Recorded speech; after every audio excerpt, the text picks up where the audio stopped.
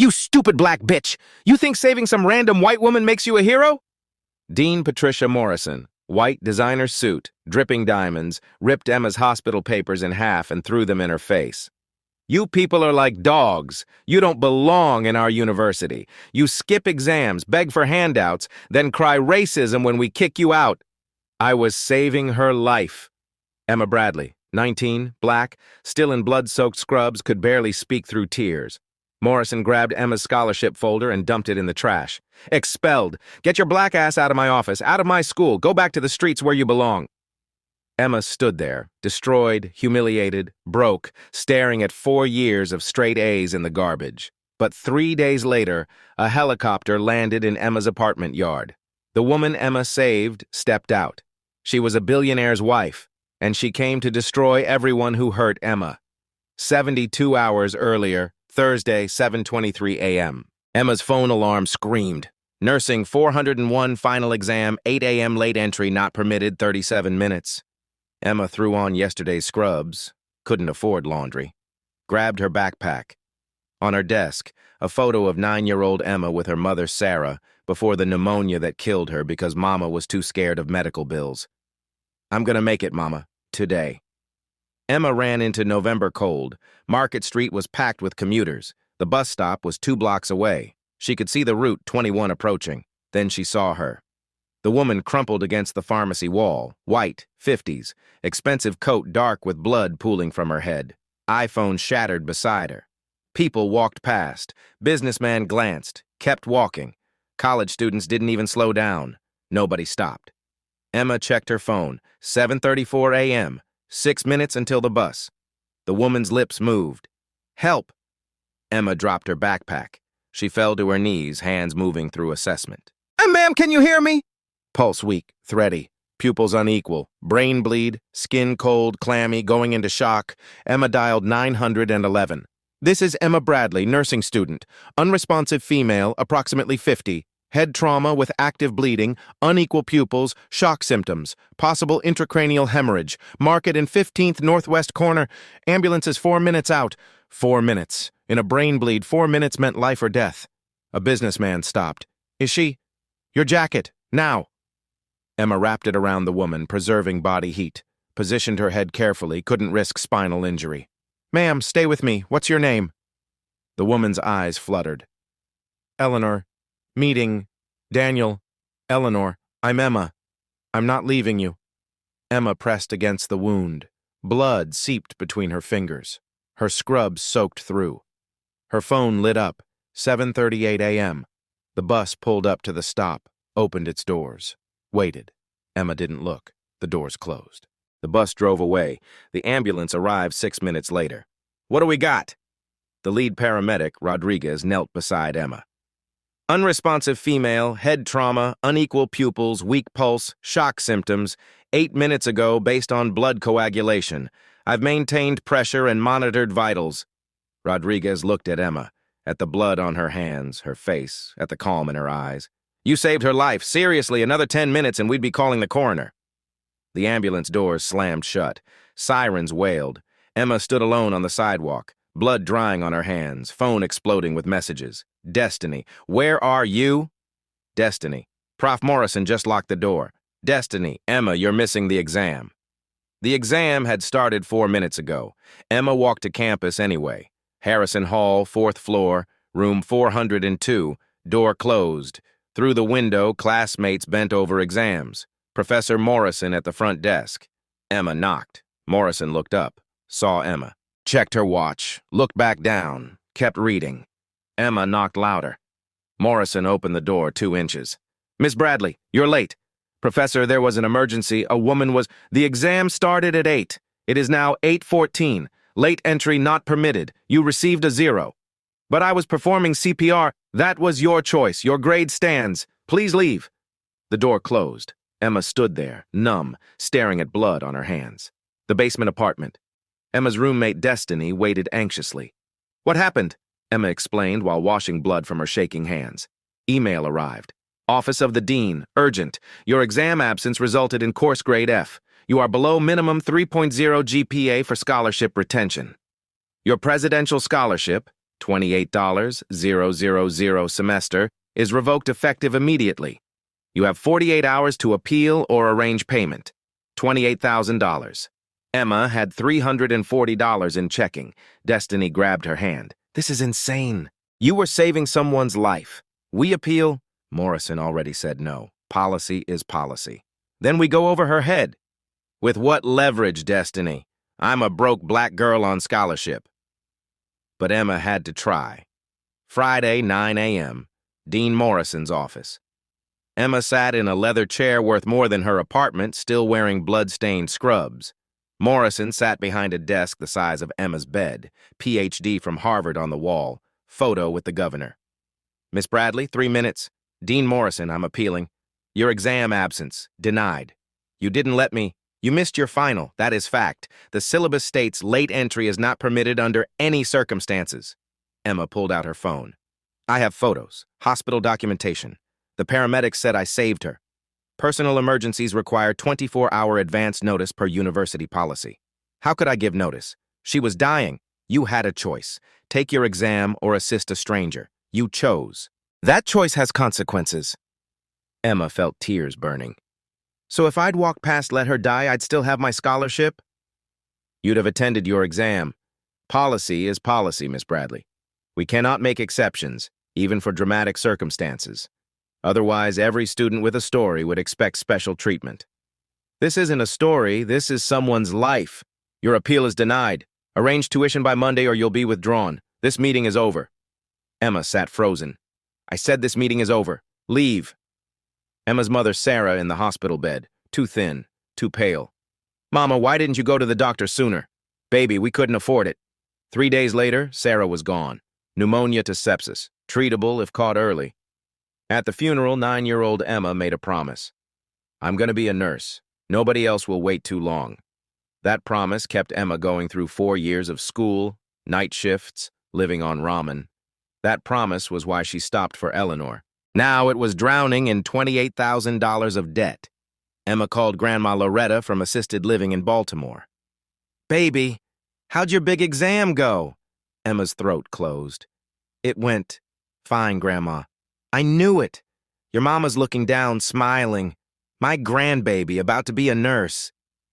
Emma pressed her hand over her mouth to keep from sobbing. Love you, Grandma. Love you too, baby. Go change the world. Emma hung up and broke down alone. Friday evening. Emma worked her diner shift anyway, needed tips. A customer saw her name tag. Emma, aren't you that girl from the news? He showed his phone. Local Channel 6. Nursing student saves woman's life, faces academic consequences. Someone filmed the ambulance, Emma covered in blood. Posted on TikTok. 3 million views. Comments. This is what heroes look like. University should be ashamed. Why isn't anyone helping her? The customer left $50 tip on a $12 check. You did good, kid. Emma cried in the walk-in freezer. Midnight. Unknown number. Miss Bradley, James Sullivan, attorney for Eleanor Richardson. The woman you saved. She'd like to meet you tomorrow, 10 a.m. Emma's heart stopped. Who is Eleanor Richardson? The woman you performed CPR on. She's recovering well, thanks to you. She saw the news. She knows what happened, and she wants to help. Emma stared at Destiny after hanging up. That was her, the woman I saved. This is your chance. No, I didn't help her for a reward. But maybe the universe is giving you something back. Emma was terrified to hope. Saturday morning, eviction notice under the door, rent overdue, $850 pay by Wednesday or vacate Sunday. Emma lay on the futon calculating impossible math. Tuition, $28,000. Rent, $850. Savings, $390. The numbers didn't work. Her phone buzzed. Text from unknown number. Look outside. Emma walked to the window. The courtyard was chaos, people staring at the sky. Then the sound, rhythmic thunder growing louder. Whoop, whoop, whoop, whoop! The helicopter descended. The helicopter was sleek, black, expensive. Gold lettering. Richardson Foundation. Rotor wash scattered trash in violent spirals. Kids pointed. Mrs. Rodriguez clutched her rosary. The door opened. Eleanor Richardson stepped out. Blonde hair, bandaged head, elegant coat. Behind her, a man in a suit carrying a briefcase. Eleanor scanned faces, saw Emma in the window. Their eyes met. Eleanor walked straight toward Emma's building. Someone knocked. Emma opened the door, shaking. Eleanor Richardson stood there. Behind her, the suited man. Briefcase read, James Sullivan, attorney. Emma Bradley? Emma nodded, voiceless. May we come in? Emma stepped aside, mortally aware of everything. Peeling paint, thrift store furniture, ramen cups, the single photo taped to the wall. Eleanor looked around, not judging, observing. Eyes lingered on the photo. You have a beautiful smile, Eleanor said softly. Why are you here?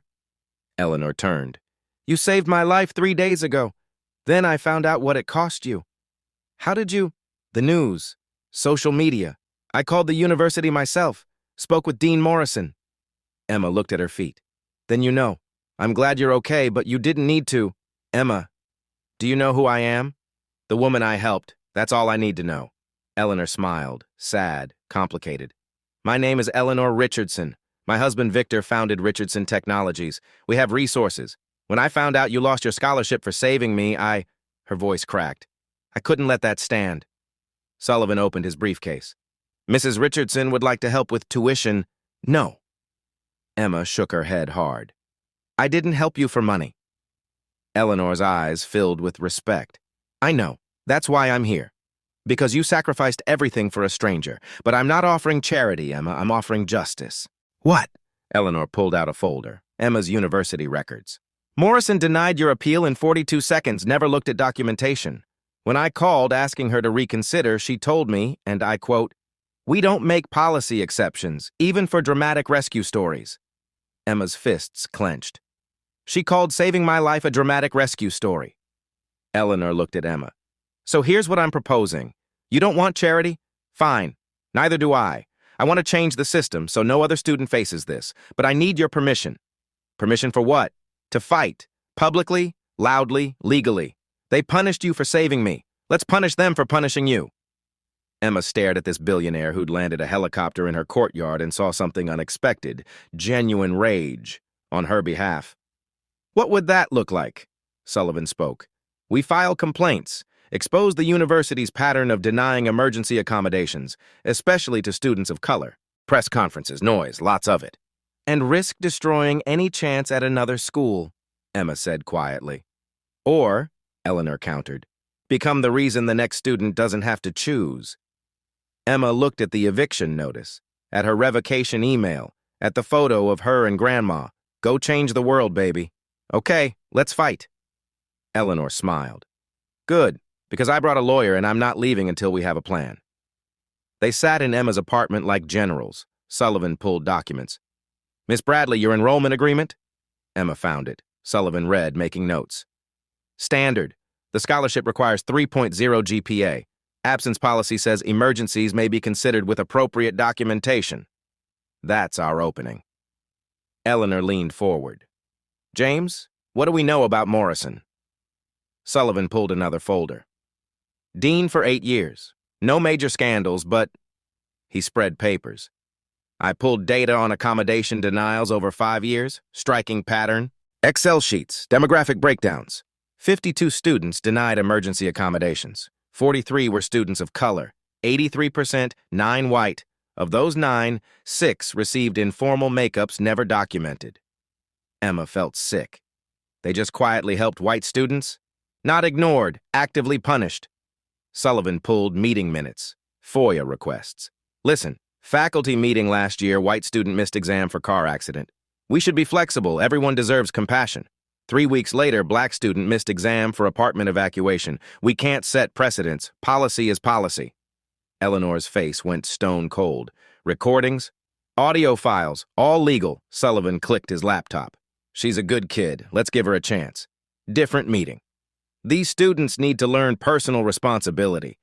Same policy, different enforcement, textbook discrimination. Emma's hands shook. I thought I was the only one. You're not. You're just the first with someone powerful enough to make them pay attention. Sullivan closed his laptop. Recommendation. Don't ask for personal exception. Demand systemic change. New policy protecting all students. Independent review of past denials. Emma's scholarship reinstated as settlement. They'll never agree, Emma said. Eleanor smiled, sharp, dangerous. Then we make them. Sullivan called University President Dr. Richard Carver at 9 a.m. Speakerphone. Dr. Carver, James Sullivan, attorney for Eleanor Richardson and Emma Bradley. Regarding Miss Bradley's scholarship revocation, Carver's voice was smooth. Student matters are confidential. Dean Morrison denied Bradley's appeal without reviewing documentation. We have hospital records, paramedic statements, photographic evidence of life-saving CPR. This warrants reconsideration. Our policies are clear. We can't make exceptions. Dr. Carver, ice cold. I'm also calling for Eleanor Richardson, whose foundation donated $50 million to your institution. Mrs. Richardson was the individual whose life Miss Bradley saved. She's deeply concerned. Long pause. I see. We appreciate Mrs. Richardson's recovery. Mrs. Richardson is suspending all future donations pending resolution. Additionally, we're prepared to file Title VI civil rights complaint regarding discriminatory enforcement of absence policies. We have 5 years of data showing systematic racial bias. Papers rustling. Carver's smoothness vanished. That's very serious. It's a very serious problem. Bradley's scholarship reinstated, policy changes implemented, review of past cases. Or we do this publicly with federal investigation. Your choice, 72 hours. Sullivan hung up. Now we wait. Someone leaked the story. Philadelphia Inquirer. Student loses scholarship after saving billionaire's life. CNN. University faces backlash over heartless policy. University's Facebook under siege. That girl is a hero. Racist university punishes black student. Emma's TikTok exploded. 400,000 followers. 8 million views. But comments were vicious too. Playing the race card. Should have called 911 and kept going. Emma stopped reading. President Carver released a statement. We are reviewing Miss Bradley's case and our policies to ensure fairness. We look forward to dialogue with the Richardson Foundation. PR nonsense. No apology, no action. Behind scenes, board meeting. Morrison called in. Trustee Margaret Reynolds. You've created a nightmare. Billionaire threatening $50 million. Students protesting. Media calling us racist. Explain. Morrison defensive. I followed policy. Trustee Howard Langford. Nobody cares. Fix this. Offer her scholarship back. Morrison. If we reverse, we look weak. Every student will expect exceptions. Margaret. Then maybe our policy is the problem. Silence. Carver. Patricia, offer Bradley a makeup exam. Confidentially. Make this go away. Morrison smiled thinly. Of course. Morrison called Emma. Miss Bradley, we've reconsidered. We'll offer a makeup exam. Emma's heart leaped. When? Friday. However, there are conditions. You'll sign an NDA. Refrain from media contact. Accept this as full resolution. We'll consider scholarship reinstatement after you pass. Consider? The committee will review, but we need assurances this matter is closed. No more press, social media, complications. You want me quiet. I want you to move forward. If I don't sign, Morrison's voice went cold. Original decision stands. You're expelled. And frankly, with disciplinary issues and failed course, other universities won't be eager to accept a transfer. Threat clear. Take this or never be a nurse anywhere. Emma hung up without answering. Emma stared at the NDA Morrison emailed. Shut up or lose everything. Destiny came home. What's wrong? They offered a makeup. If I sign an NDA, promise to never talk about this. What will you do? Emma thought about her mother, Grandma, the 51 other students denied and silenced, about the next Emma Bradley. She called Eleanor. They offered a deal. Makeup if I stay quiet. Will you take it? What happens if I don't? We fight harder, go public, demand real change. But Emma, it'll get worse. They'll attack your character, try to destroy you. And if I sign, you get your degree, move on, no one would blame you. Emma thought about 9-year-old her at Mama's funeral. I'm gonna help people, no matter what. I'm not signing. Eleanor's voice filled with something fierce. Then let's show them what a mistake they made. Eleanor's press conference, 10 a.m. Emma beside her, terrified. Cameras everywhere. Richardson Foundation podium. Eleanor spoke. 3 weeks ago, nursing student Emma Bradley saved my life. I had a brain aneurysm, collapsed on a street. Dozens walked past. Emma stopped. She missed her exam, her scholarship, her future, her promise to her dying mother, and saved my life. Pause. Silence. University of Pennsylvania expelled her. When I investigated, I found worse than one bad decision. I found a pattern. a system that chews up students of color while protecting privileged students. Eleanor looked at cameras. You want to know what I learned bleeding on that sidewalk? Kindness should never cost more than cruelty. Right now, at this university, it does. Today, I'm announcing the Compassionate Action Scholarship, $10 million for students who face consequences for helping others. Emma will be first, but more. We're demanding policy changes so no student chooses between saving a life and their future. Reporter, are you suing? Not yet, but if they don't act, absolutely. Emma stepped forward, hands shaking. I didn't help Mrs. Richardson for money. I helped because she was dying. That's what nurses do. If this university thinks that was wrong, then I don't want to be part of a system that teaches students to walk past dying people. Explosion. By Wednesday afternoon, #Justice for Emma was trending nationwide. Emma's phone exploded. Interview requests from Good Morning America, CNN, everyone. University Instagram was a war zone. I'm a nurse and this makes me sick. Alumni, not donating another cent. Expel the dean, not the hero. Thursday morning, 200 students walked out. Signs everywhere. Kindness isn't a crime. We stand with Emma. Professor Maria Rivera spoke through a megaphone. We teach students to save lives first. Then this university punishes Emma for doing exactly that? Hypocrisy. The crowd roared. 40 professors signed an open letter demanding reform. Pennsylvania NAACP called the action systematic discrimination. Sullivan released the data report.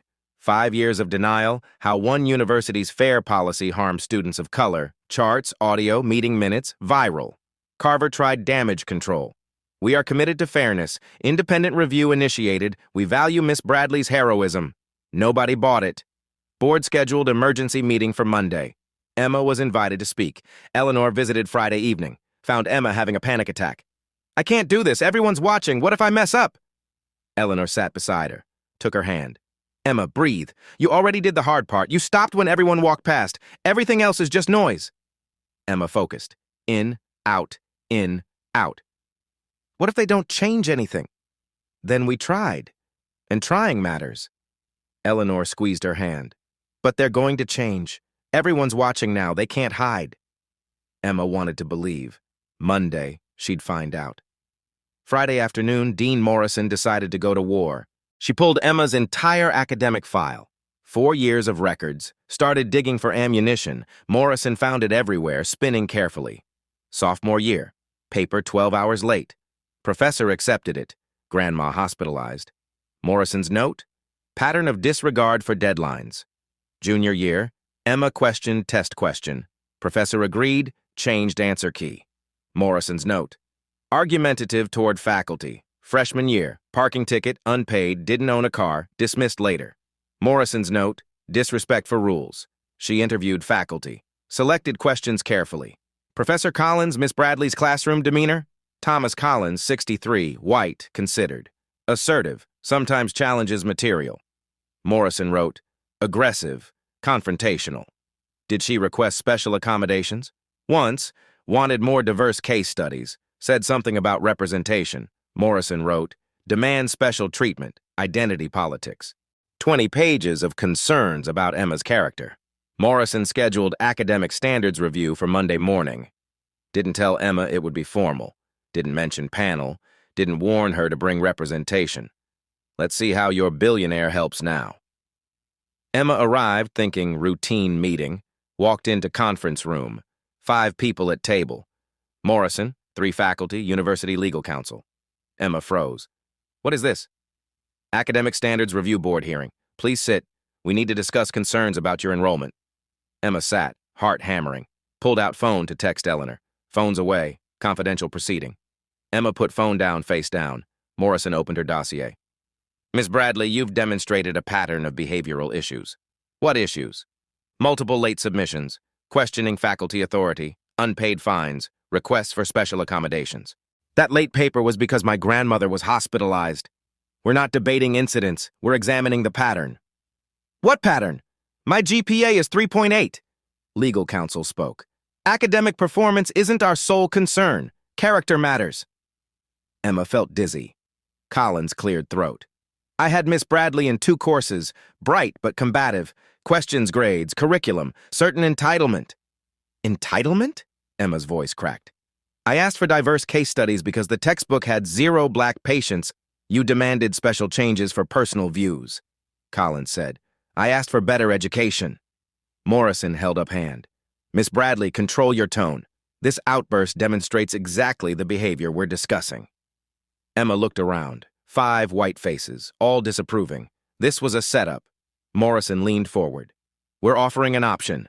Withdraw voluntarily. We'll seal records with neutral notation. Personal reasons. Reapply elsewhere without this complication. You want me to quit? We want to resolve this gracefully. What if I don't? Morrison's smile was thin, sharp. We proceed with formal dismissal for conduct violations.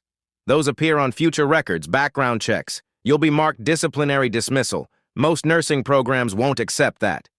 You're blackmailing me.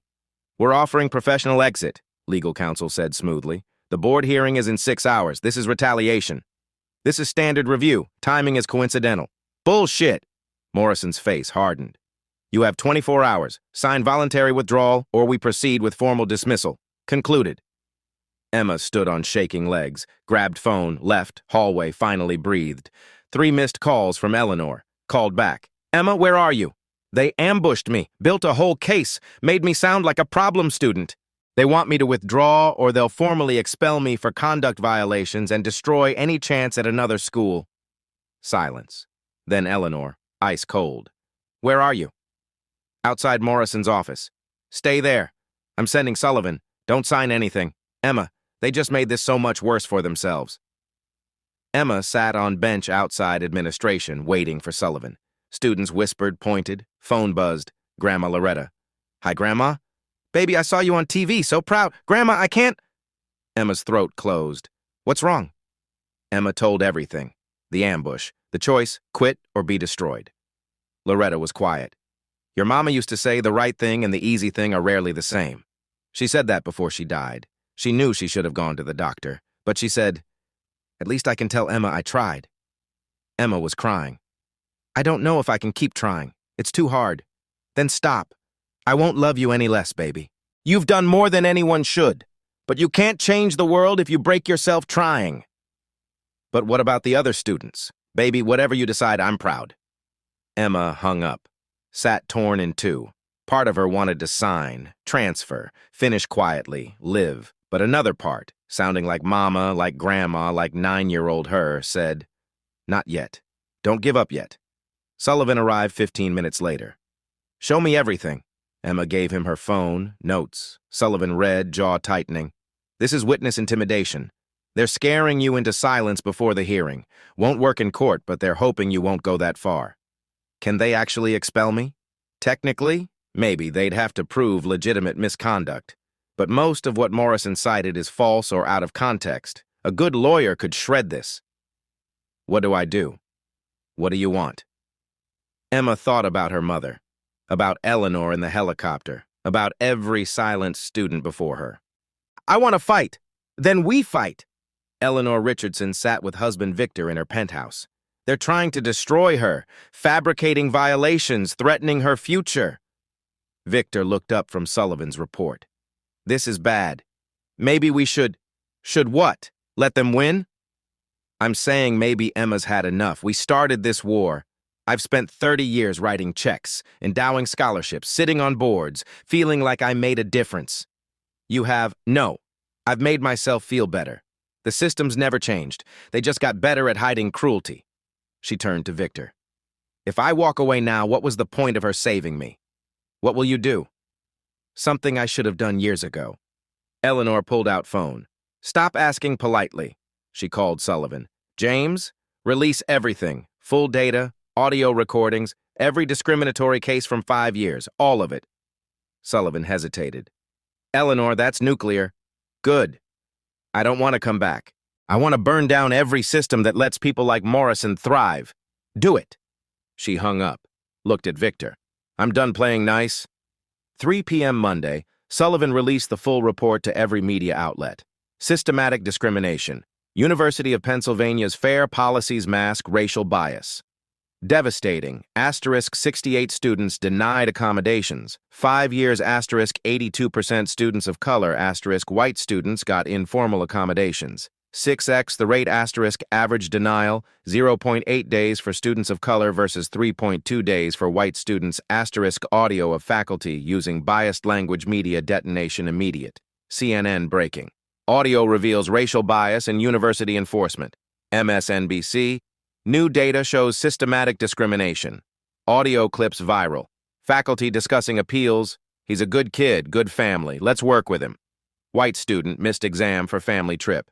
She needs to learn responsibility, not doing favors. Black student missed exam for grandmother's funeral. Social media erupted. This is proof, not feeling discriminated. Actual racism. Everyone who said Emma played race card, listen. University phone lines crashed. Carver's office under siege. 4 p.m. students acted. Started with nursing students, Emma's classmates, professors. They walked out carrying signs. We are all Emma Bradley, pre-med joined. Political science, education, law. By 4:30, 800 students on administration steps. Professor Rivera with megaphone. We teach students to save lives. Then this institution punishes Emma Bradley for embodying everything we value. Crowd roared. This data shows what black students have known. The system is rigged. Policy is code for discrimination. Chanting. Justice for Emma. News helicopters circled, story everywhere. Inside, panic. Carver watched from window, pale. Sir, Board of Trustees convening emergency session. 30 minutes. Carver nodded slowly. How did this get so out of control? Eleanor stood at crowd's back watching. Emma beside her, overwhelmed, terrified, amazed. I didn't want this. You're not the center, Eleanor said gently. Look, this isn't about you anymore. It's about every student they crushed. You gave them voice. Keisha Williams from NAACP pushed through, phone to ear. Eleanor, Department of Education opened formal investigation, Title VI. University has 30 days to respond or face federal sanctions. Eleanor's eyes widened. That fast? Data was irrefutable. With media attention they can't ignore. Keisha looked at Emma. Holding up? I don't know. They tried to make me withdraw this morning, conduct violations. Keisha's expression hardened. Textbook retaliation. We can file separate complaint. I just want to finish school, be a nurse. Then let's make sure you can. Keisha pulled out tablet. Board hearing tonight, 7 p.m., moved up, probably hoping to handle before protest grows. Emma, you need to speak. Tell your story once more. Emma looked at the crowd. Signs, students chanting her name. I can't do this alone. You're not alone, Eleanor said. That's the point. Board emergency meeting. Trustee Margaret Reynolds slammed folder. 82%. How did none of us see this? We trusted Morrison. Trustee Langford started. Morrison is suspended, President Carver interrupted, as of 2 hours ago. Silence. You suspended her without board approval? Langford asked. Didn't have choice. Media calling for heads, DOE investigating, donors pulling funding. We're hemorrhaging money and credibility. Trustee Daniel Foster leaned forward. Public hearing in 90 minutes. What's our plan?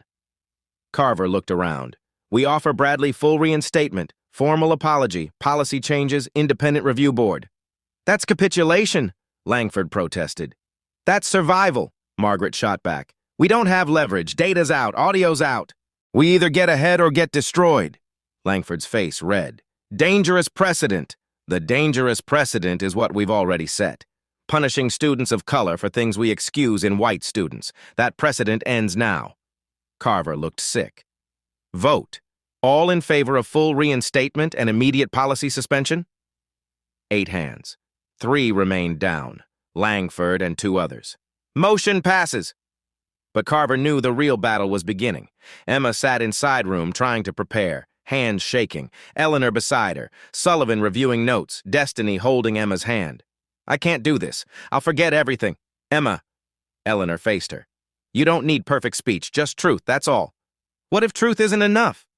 Then we tried, but Emma, it will be. Everyone's watching, they can't hide. Knock. University official. It's time. Emma stood on shaking legs. Destiny squeezed her hand. Go change the world. Emma took a breath, walked into the hearing room. The auditorium was packed. 500 people crammed in a space for 300. Cameras everywhere, live streams on every phone. Board of trustees on stage like judges. 12 faces, mostly white, mostly old, mostly uncomfortable. Chair Langford took the microphone. This hearing is called to order. We're addressing concerns regarding emergency accommodation policies and Miss Emma Bradley's case. We value transparency, someone shouted. Justice for Emma! Crowd erupted. Justice for Emma! Langford waited. 2 minutes for silence. We'll hear testimony from multiple parties. I ask for civility. Emma sat front row, frozen. Eleanor's hand on her shoulder. University lawyer William Brennan stood, smooth, confident. Our policies apply equally to all students regardless of race, gender, or background. Miss Bradley's case, while unfortunate, doesn't indicate systematic bias. Every student held to same standard. PowerPoint slide. Past year, we granted 12 emergency accommodations. Keisha Williams stood. How many denied? Brennan paused. That's not relevant. Answer. Langford intervened. Miss Williams, hold questions for testimony period. 68 denied, Keisha said to crowd, not Langford. 82% were students of color. Those are the numbers they're hiding. Audience erupted. Langford gavelled. Brennan's speech fell apart. He sat. Eleanor walked to microphone. Absolute silence. She looked small on stage. Simple black slacks, white blouse, scar visible on her head. Eleanor gripped podium. My name is Eleanor Richardson. 3 weeks ago, I was dying on a Philadelphia sidewalk. Voice steady, clear. I had a brain aneurysm. I collapsed, bleeding out. Dozens of people walked past, checked phones, kept walking, like I was invisible. People leaning forward. Then Emma Bradley stopped. She missed her final exam, the exam that meant keeping her scholarship, staying in school, becoming the nurse she'd promised her dying mother. She stopped. And she saved my life. Voice broke slightly. Doctors told me I had maybe 15 minutes. Brain bleeds don't wait. Emma gave me those 15 minutes. This university punished her for it. She looked at board. I've spent 30 years donating to institutions like this, writing checks, feeling like I made a difference. But I wasn't. I was enabling systems that protect people like me and crush people like Emma. Eleanor held up data report. 82%. That's how many students of color were denied compared to white students. Same policies, different enforcement. That's not fairness. That's discrimination with a syllabus. Pause. Let it sink in. You want to know what I learned bleeding on that sidewalk? Kindness should never cost more than cruelty. Right now, at this university, it does. It costs scholarships, futures, everything, eyes blazing. Here's what I'm demanding. Reinstate Emma Bradley immediately. Suspend current policy. Review every denial from 5 years. Create independent oversight board run by students, not administrators. And if you don't, Richardson Foundation pulls every dollar, 50 million current, 100 million planned, gone. And I'll personally fund legal challenges to every discriminatory decision. She stepped back. Auditorium exploded in applause. Students came to microphone one by one, each with a story proving Emma wasn't alone. Maya Gonzalez, Latina Jr., missed organic chemistry final donating bone marrow to my sister. 8 weeks notice, documentation, denied, failed, lost pre-med track, no one cared. Tyler Anderson, Latino Sr., 5 minutes late, stopped campus suicide attempt. Security statement, locked out, failed course, extra semester, cost me job offer. Ashley Monroe, white senior. I need to speak. I missed exam junior year. Family emergency, no documentation. Professor emailed, take it whenever. No process, no penalties. I'm white. Didn't know others weren't getting same treatment until Emma's story. Voice shook. I'm ashamed. I benefited from a system I didn't know existed. That's white privilege. That's what we're talking about. Confession hit harder than accusations. More students, more stories, undeniable pattern. Emma stood, walked to microphone on water legs, 500 watching, cameras everywhere, bored staring. Emma gripped podium, tried to speak. Nothing. Tried again. I didn't want any of this. Whisper. Tech booth turned up mic. I just wanted to be a nurse, that's all. Emma looked at her hands, remembering blood, pressure, Eleanor's weak pulse. My mom Sarah died when I was 9. Pneumonia to sepsis. She waited too long, scared of bills. I watched her die because she was poor. Tears now. Emma didn't stop. I promised at her funeral, 9 years old, I'd become a nurse, so nobody else would wait. So nobody else would die from being poor. Looked at bored. When I saw Mrs. Richardson on that sidewalk, I saw my mom. Every person who dies because nobody stops. Because everyone's too busy, too scared, too selfish. Voice stronger. I knew I'd miss my exam, knew what it'd cost, but I can't live in a world where my degree matters more than someone's life. If that's what this university teaches, I don't want to be here. Hands gripped podium, knuckles white.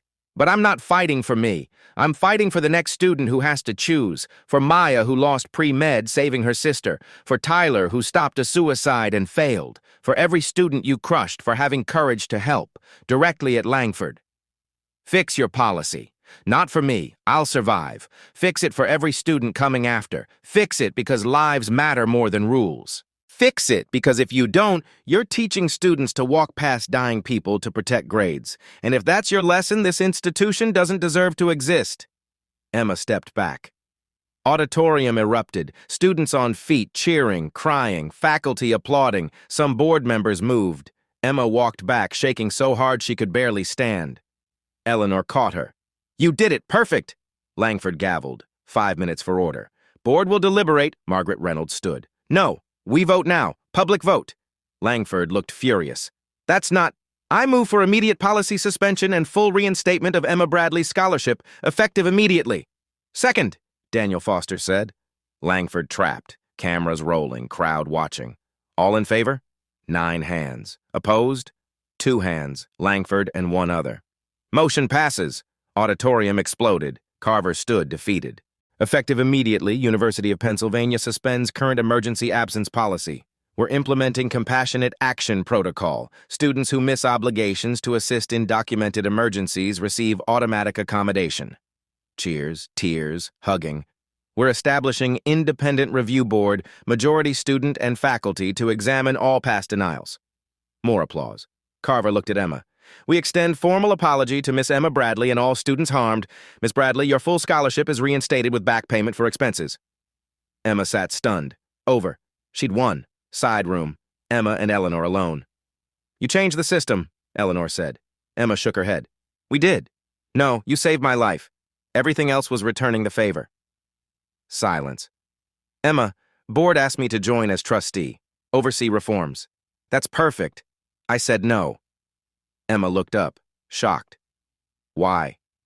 Eleanor sat beside her. "Because I've spent 30 years on boards, writing checks, feeling important, nothing fundamentally changed, same systems crushing same people, better PR." Took Emma's hand.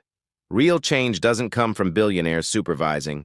It comes from people like you, people with actual stakes, having power. So Richardson Foundation is creating new fund, $50 million for legal defense, scholarships, advocacy, run by students and affected communities, not by me." Emma's eyes filled. "Will you join the board? Equal vote with everyone, including me." Yes, Eleanor smiled. "Good, because we have work to do." Spring semester, Emma walked into nursing ethics class. Professor Wilson, new, young, idealistic. "Today we're discussing real-world ethical dilemmas. Emma, you've lived through a public example. Share your perspective." All eyes turned. "It wasn't a dilemma. Someone was dying. I stopped. That's what you do. But it cost you—" "No, it cost me a scholarship I got back. Cost me sleep, stress, fear. But didn't cost my humanity. If I'd walked past Mrs. Richardson, I'd have passed my exam and failed myself." Silence. Student raised hand. "Do you regret it?" Emma smiled. "Never. Not for 1 second. Different day. Tyler Anderson in statistics final." Phone buzzed. Emergency brother in hospital. Looked at Professor, conflicted. Professor saw his face. "Tyler, go. Family first. Take the exam next week. No appeals, no paperwork, no punishment, just humanity. New policy working." Every Friday, Emma and Eleanor met at cafe in Emma's neighborhood. Eleanor always came to her. 863 applications, Eleanor showed tablet. Compassionate Action Scholarship, read these stories. Emma scrolled. Asterisk student help during wildfire evacuation. Asterisk student intervened in domestic violence. Asterisk student stayed with car accident victim, all punished, all now supported. "There are so many," Emma whispered. "There always were. We finally see them." Eleanor squeezed her hand. "And we're helping. We have so much work to do. Good thing we're not alone." Emma walked to clinical rotation at Philadelphia General, past Market and 15th, the spot where she found Eleanor. Someone painted small mural on pharmacy wall, hands reaching out. Underneath, kindness was here. Emma touched the wall, smiled, kept walking, saw elderly woman struggling with groceries, breathing hard. Emma didn't hesitate. "Ma'am, let me help." Woman's face lit with relief. Oh, thank you. Most people just walk past. Emma took bags, walked her 3 blocks, made her 15 minutes late. Supervisor smiled. Good work, Bradley. That's what nurses do. Sunday. Emma took train to Baltimore. Grandma Loretta's new facility was nicer.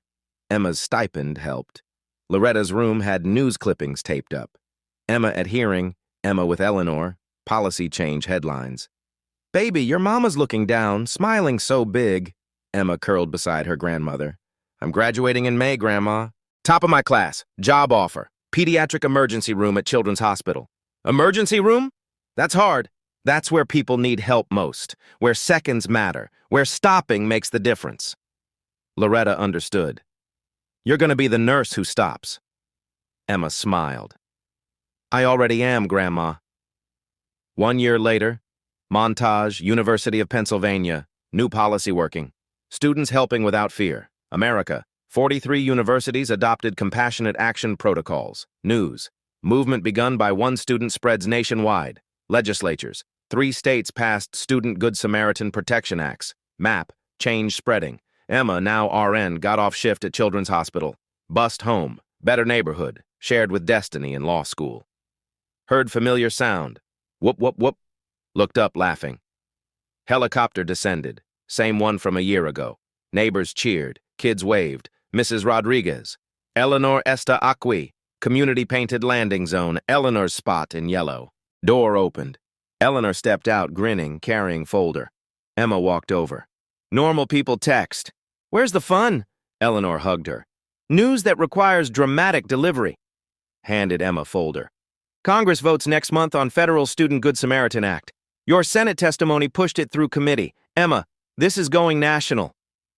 Emma stared, tears forming. I thought we were just changing one school. You changed the conversation. National policy follows consciousness. You created that. Eleanor took her hand. Come on, celebration dinner. Victor's bringing Daniel. Destiny's meeting us. Grandma Loretta's on video. Emma looked around. At courtyard, neighbors, painted spot. Eleanor. At the life that started when she made one choice on a cold Thursday. Stop or keep running. She'd stopped and changed everything. Emma looked at camera, hospital badge on scrubs. If you're watching, you'll face a choice like mine. You'll see someone who needs help. And you'll have somewhere else to be. Leaned forward. Here's what I learned. The world changes when ordinary people refuse to walk past. When someone stops, when everyone keeps going. Smiled. Be the person who stops. The Compassionate Action Foundation has helped 863 students nationwide. 43 universities adopted protection policies. Federal Student Good Samaritan Act pending because Emma Bradley stopped running. Emma's story started with one choice, to stop when everyone walked past. It ended with national policy change and hundreds of students protected. What would you have done? Drop a comment. If this moved you, subscribe, because there are more stories like Emma's that need telling. Stories about ordinary people creating extraordinary change. See you next time.